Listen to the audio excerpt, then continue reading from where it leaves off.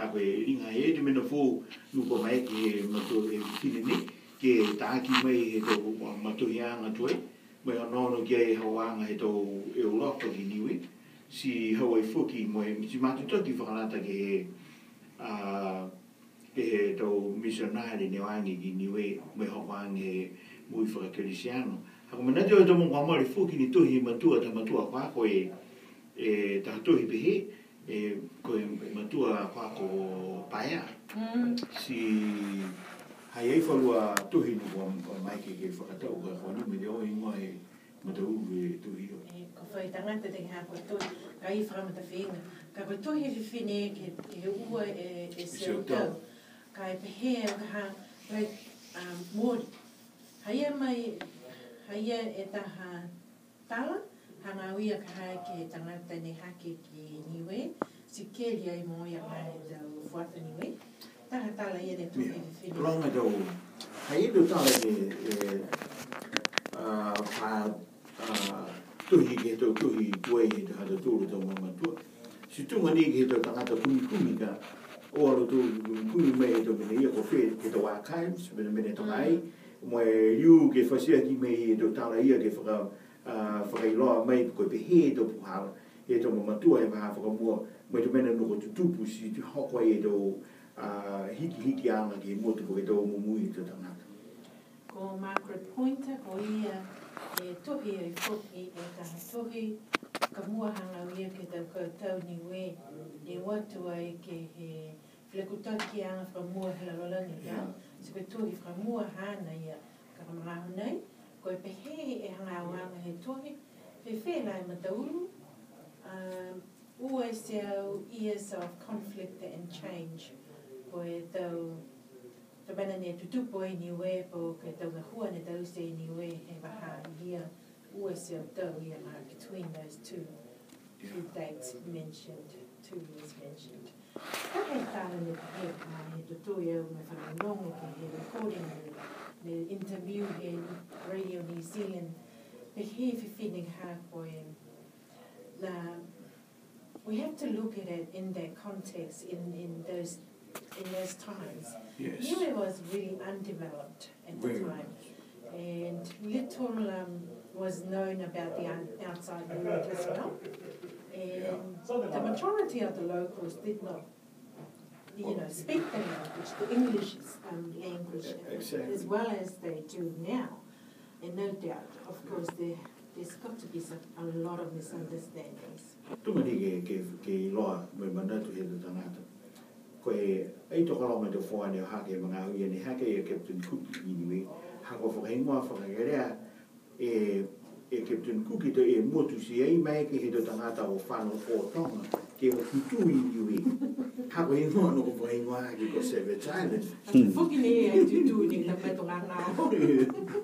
Ka koe, whamara te kia ha. Ka tahe men ha kone, I commented on the Facebook as well in regards to what was said ke he pehe ha koe tangata lahi e tangata ia. He was the head of police at Who?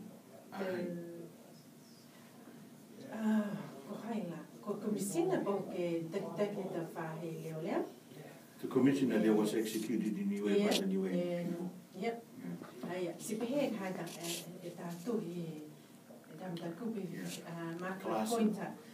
Larson, ko e tangata lahi a Larson, and he was quite boisterous. Yes. He forced the Niue to build a golf course. Well, each to their perspectives, eh? Si pehek ha wea ha ko manatu.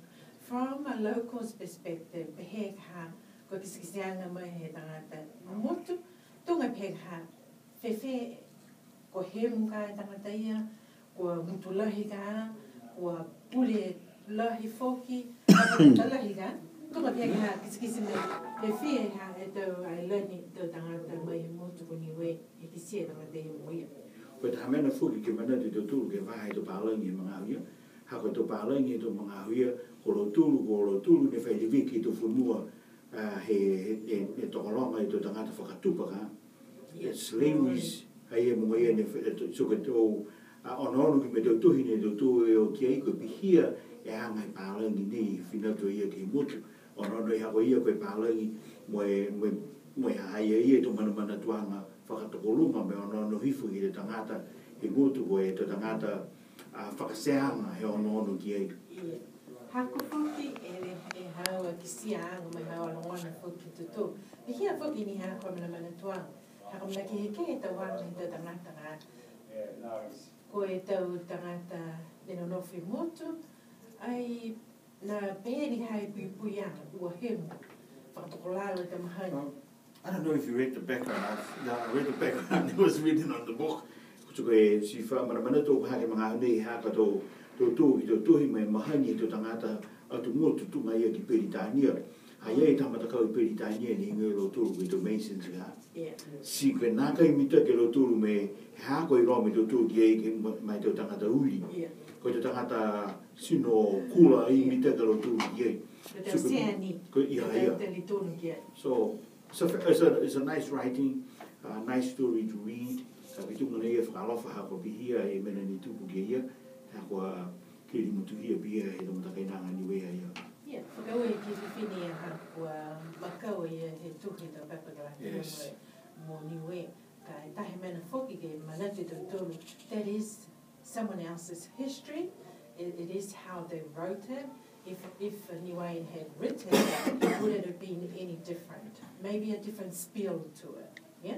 Yeah, maybe I think some facts will still stay the same. And I hope that Niue will have the opportunity to write histories about Niue in their perspective. It's happening and it's starting. It'll be great. Whakawela hi mamoni haka wako mai whakutala ki he a whiawhinai. Whewhe a koe ma Andrew, whai mta kupa whoki na ngai whausia ki e whawala. Lahi mai ni na ia e tau whakutala hanga ui tau ko longa whoki te mta kupa tau ene ko whakutala ki e whiawhinai ka. Ka ka mena mua, ko ingoa lai tau amamana ki anga tau Niue. A ho taha a whaium whakamua he whai tapu, mahina a kuso, tau sia e Cultural Day, he tau Niue, he East Lake Community Centre. East Lake Community Centre, he matakawi ka ina nine kua whakahapo ai, he tau ngahua nei ki ai he tau kamori. Ui nā te matapu he nanga hoko mai, ka koe tau kori he tau matakau ke he tunga ka he tau pele fuaprosia, the Belela Kapupia, the Tula Tafata, the fundraising, hello Tula, what took a lambatay. I'm not get all longer at the Tula long and if you high Lima long, my mamma, Gomuka, the Mahua. Yeah, lima to whakailoa atu fuku ni te tūru ni nofi me kafa area, e to whaanda Niue, ke toro me mahina iulei, te hahu whiunga mahina iulei fuki ni ke tauti te tūru to mamana ki anga ke lata me. Cultural thing. That would be so great. We'll circulate a date and we'll confirm it and we'll invite everyone to have a get together in the month of July then, if not June. Too late for June? Too late for June. July.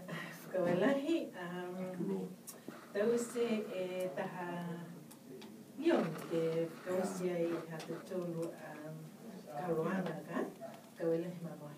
Lo, yung to, kawe ko iki ke hao whakalawhanau, whakawe ke he Vagahau no kwa whuaki me koe me tau tangata he motu ko Niue, mo e tau atu hau ni tutu mo iai si Vagahau e lo tūre Vagahau, mo e maamu me whia e tau roto.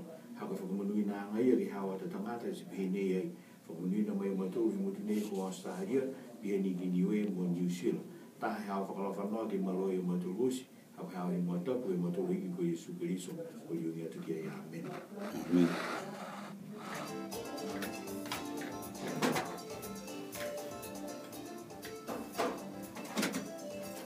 So I try to be here every first Monday of the month.